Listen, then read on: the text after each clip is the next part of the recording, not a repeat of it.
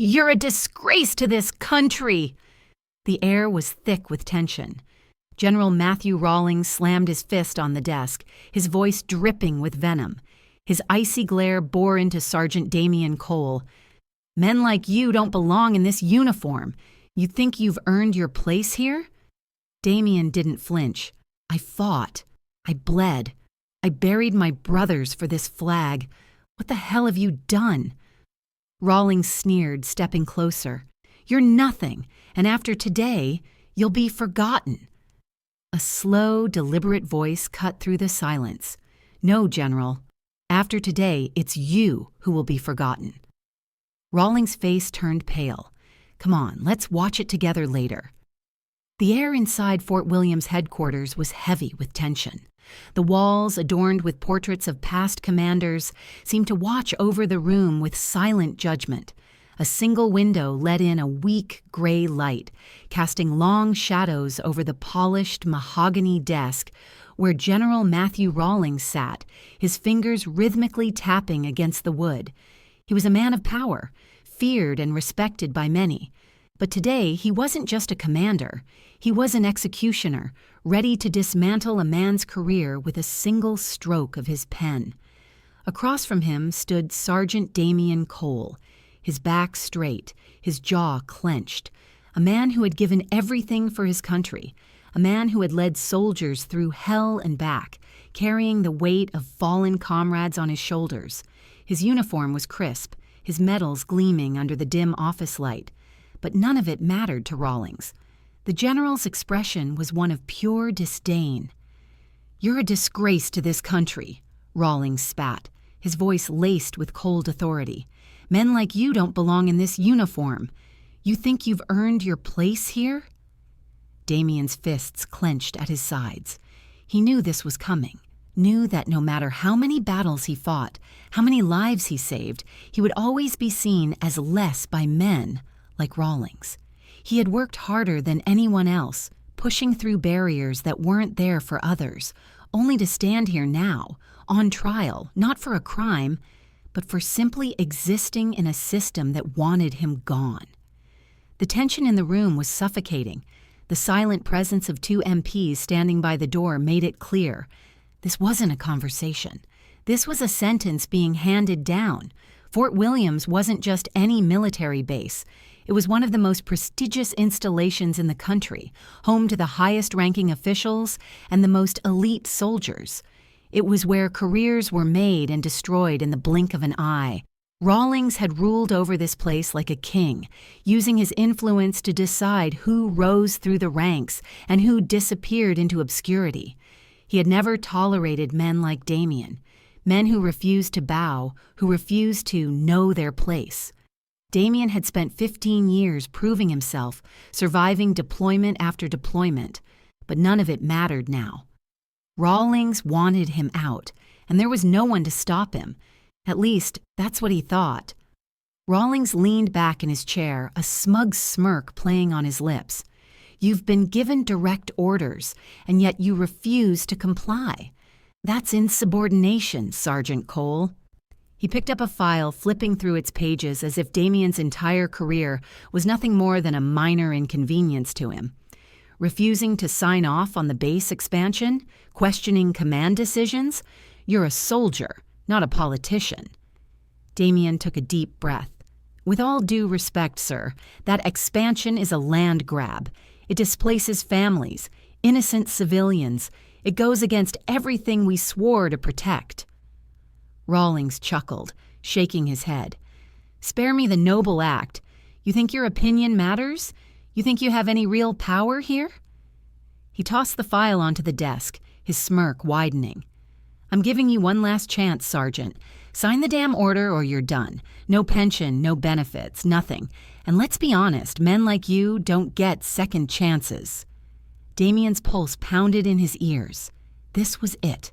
The moment where he either folded or fought.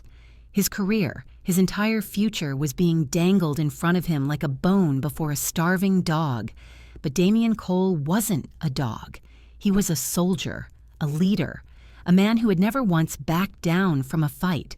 He stepped forward, planting both hands on the desk, meeting Rawlings' gaze with unflinching resolve. "Then do it," Damien said, his voice steady. "But if you think I'm going down quietly, you're dead wrong." Rawlings' smirk faltered for just a second. He had underestimated Damien, and that mistake would cost him everything. The silence in General Matthew Rawlings' office was suffocating. Damien Cole refused to break eye contact, standing firm as the weight of the general's threat hung between them. Outside, the base was alive with the sound of drills and marching soldiers, but inside this office, a war of a different kind was unfolding. Rawlings' smug smirk was gone now, replaced by something colder, annoyance. He wasn't used to being challenged, least of all by someone like Damien. The general leaned forward, his fingers laced together. "You have no idea what you're getting yourself into, Sergeant. I can bury you. I can make sure you never work another day in your life." Damien's jaw tightened, but he didn't move. "If doing the right thing costs me everything, then so be it." For a moment, neither man spoke. Then Rawlings let out a humorless chuckle. "You really think you're some kind of hero, don't you?" He shook his head, leaning back. "I was hoping you'd just take the easy way out, but I should have known better." Rawlings gestured toward the two MPs standing by the door. "Arrest him!" The room seemed to tilt. "Excuse me?" Damien said, his voice sharp. The MPs hesitated, shifting uncomfortably. Even they knew something wasn't right about this. Rawlings' face darkened. "Do it. That's an order." The soldiers stepped forward, but before they could grab him, Damien moved. Years of combat training had made his reflexes razor sharp. He sidestepped, grabbing the wrist of the closest MP, twisting just enough to force him off balance. The second soldier reached for his weapon, but Damien was faster. Bang! The sound of the gun hitting the floor echoed like a bomb. Everything in the room froze. One MP was on his knees, cradling his wrist. The other stood rigid, eyes darting between Damien and Rawlings. Rawlings rose slowly from his chair, his hands flat on the desk. "You just made the biggest mistake of your life." Damien's breathing was steady, controlled. "Number you did."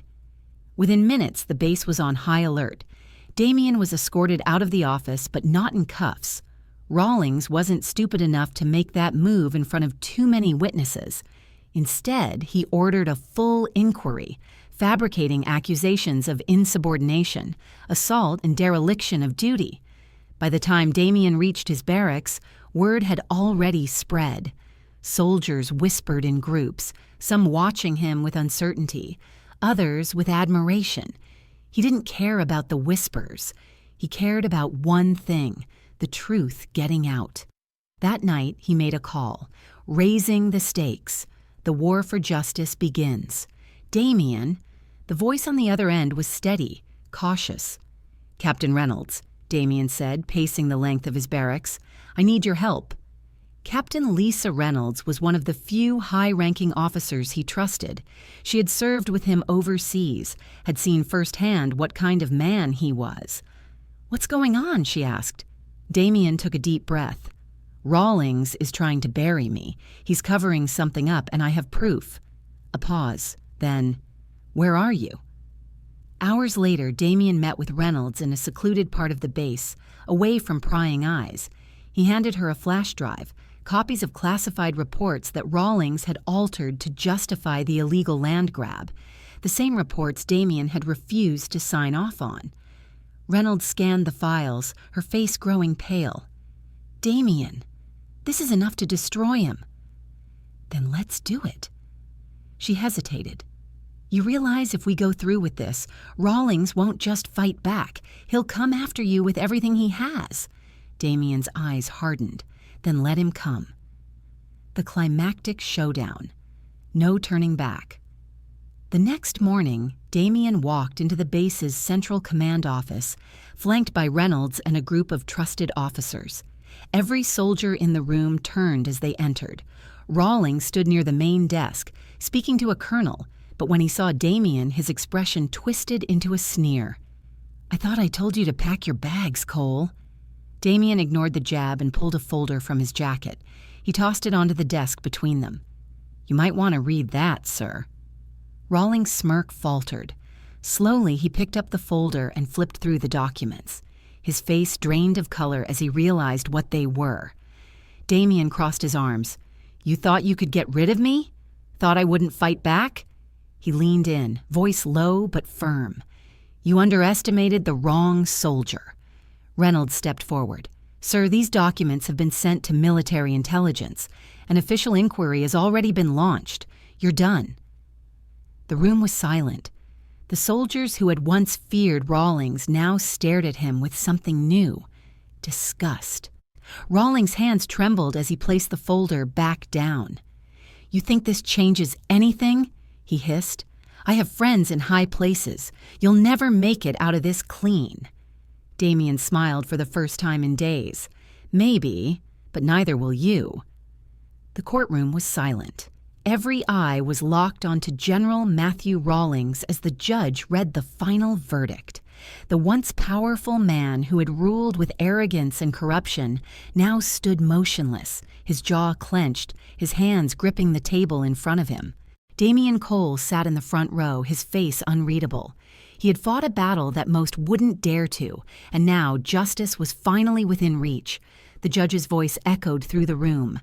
"The court finds the defendant, General Matthew Rawlings, guilty on all counts, including fraud, conspiracy, and obstruction of justice."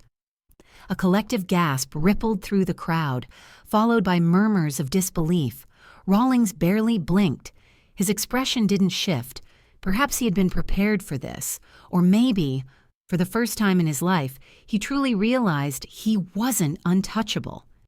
The judge continued. "Sentencing will take place next month, but let it be known, no one, no matter how powerful, is above the law." The gavel came down with a thud, sealing Rawlings' fate. Outside the courthouse, Damien stood beneath the cold morning sky. The air felt different, lighter.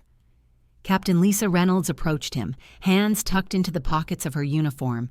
"You did it," she said, her voice softer than usual. Damien exhaled, a slow, measured breath. "We did it." Reynolds studied him for a moment. "You know, most people would have walked away, taken the easy route." He met her gaze. "Yeah, well, I was never really good at taking the easy way out." She smirked. "No kidding." A few feet away, a group of soldiers who had once served under Rawlings stood watching. There was no fear in their faces anymore, only respect. One by one, they stepped forward, offering Damien a nod, a handshake, a simple gesture of acknowledgement. It wasn't about heroism. It wasn't about fame. It was about doing what was right. Days later, Damien sat in his modest apartment, scrolling through the endless news reports about Rawlings' trial. He had never wanted the attention, but the story had spread like wildfire. His phone buzzed. A new email. He opened it and read the first few lines. His eyes widened. "Sergeant Cole, we admire your courage. We'd like to discuss a leadership position with you, one where you can continue making a difference." Damien chuckled under his breath. He had spent years being underestimated, dismissed, threatened. But in the end, integrity had won. As he leaned back in his chair, he thought about everything he had endured, the betrayal, the fight, the cost. But if he had to do it all over again, he wouldn't change a thing. Courage isn't about winning battles. It's about standing up, even when the odds are against you. What do you think? Would you have risked it all for justice? Drop your thoughts in the comments. Make sure to like, share, and subscribe for more powerful stories that prove truth always prevails. Turn on notifications so you never miss an update.